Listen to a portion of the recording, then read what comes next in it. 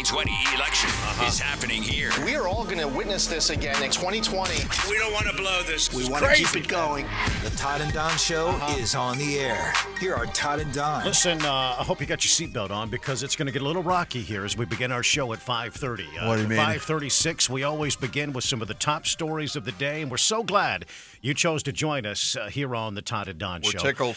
You can always jump in here at 512-836-0590. Now, despite a wave of protest and pleas from many Austin School District parents, the school board last night unanimously approved new sex education curriculum that many conservative parents call, well, over-sexualizing our kids, and it's unwelcome. Here's parent Matt Pennies. He spoke last night before the vote. You endeavor to teach my 5th grader how to have anal sex. You want to have role plays for my 7th grader about what to do if her boyfriend wants to have oral sex. Who gave you the right, AISD? You have overstepped. Wow, man, there was some heated conversation last night. You endeavor to teach my 5th grader how to have sex. You want to have role plays for my 7th grader about what to do if her boyfriend wants to have sex. Who gave you the right, AISD? You have overstepped. Yeah, the curriculum spans grades 3rd through the 8th grade, and under this new curriculum, for the first time, the district will teach students about gender identity and sexual orientation. The lessons will also help kids identify an adult they can trust, plus talk to them about options if they get pregnant. And 7th graders would learn how to use a condom. Parents like Lori Sparrowhawk tells the school board she and her wife have sons in AISD. She likes the courses about sexual identity and disagrees with those who say the 3rd grade is too early to start sex ed. My experience in raising boys is that around 3rd grade, they start hearing things from peers, such as how to search on YouTube. They find stuff that is a terrible misrepresentation of reality. Conservative parents said the district did not give parents enough time to absorb the content, and others say focus on these kinds of courses are a distraction and won't benefit kids when they look for a job. John Cooley, News Radio, KLBJ. It is 5:38, and you can join us at 512-836-0590. A man suspected of opening fire at an off-campus college party in Texas, killing 2 people and injuring 12 others, has been arrested. The very latest on the story. 2 killed, others hurt in a shooting at a homecoming party filled with Texas A&M Commerce students near Greenville, Texas.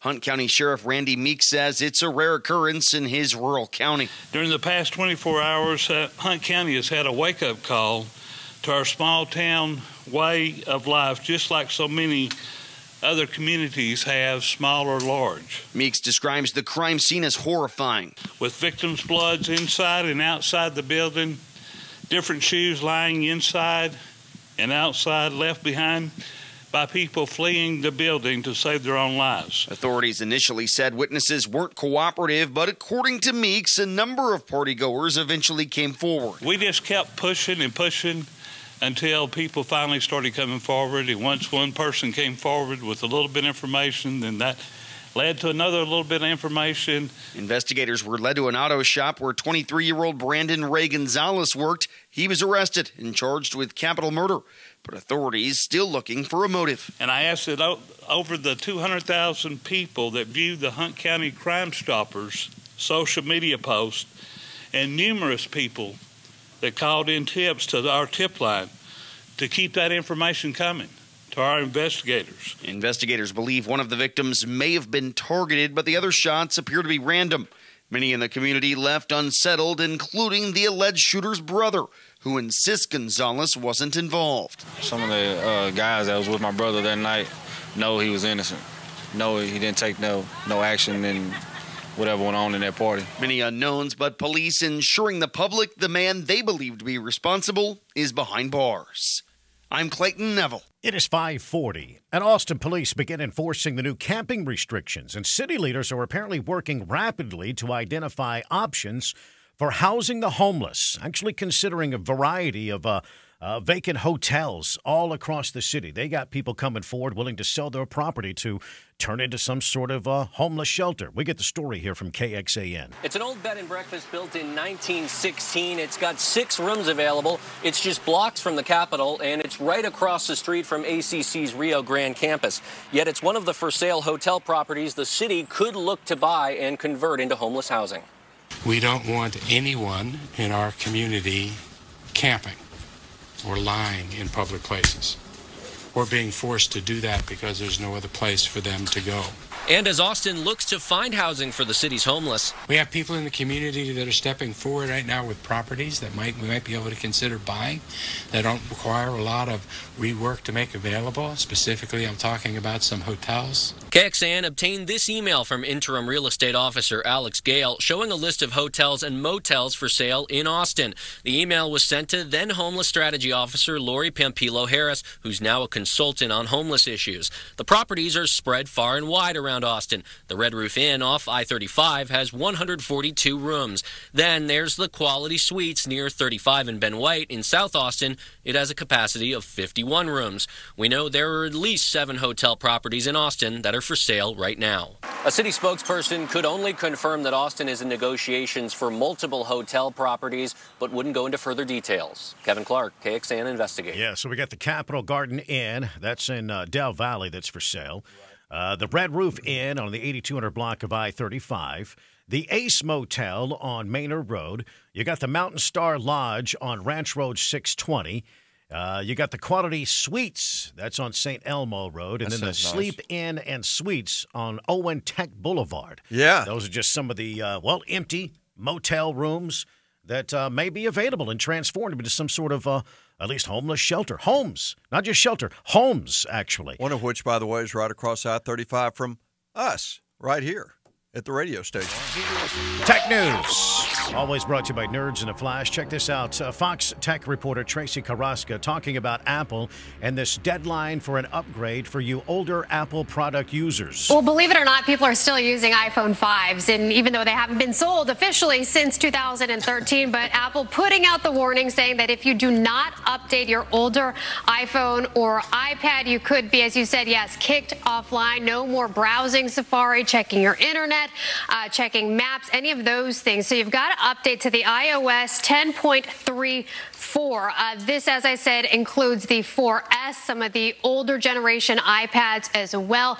All of this is because of an issue that stemmed from the GPS that apparently only happens every 19 years.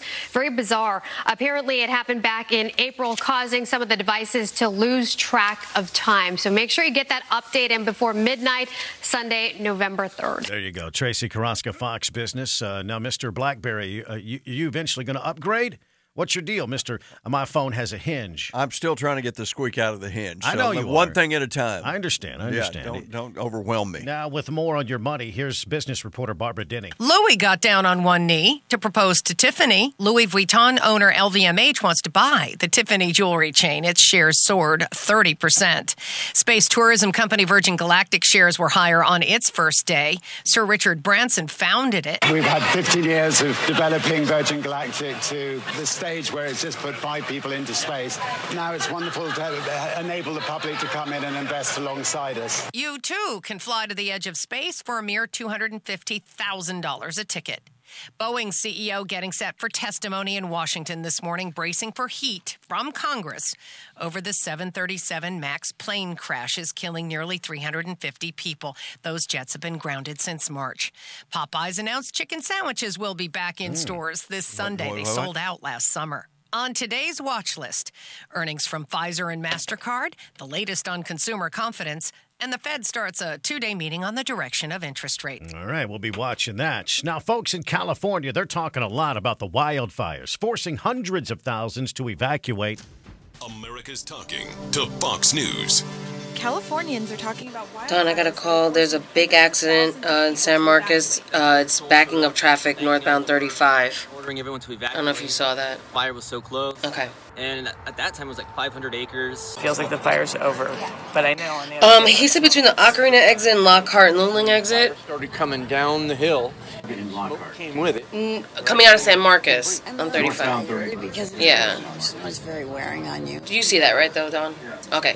He's got it. I know lost their houses in the previous fires, and I know 4 people who already lost their houses in this one, and it's a real big reality check. I don't have nothing, not one thing in my house, and I want to go back in and get my jewelry box because it's my dad's wedding ring, and they wouldn't let me go back in. And then now they told me the house is gone. America's talking to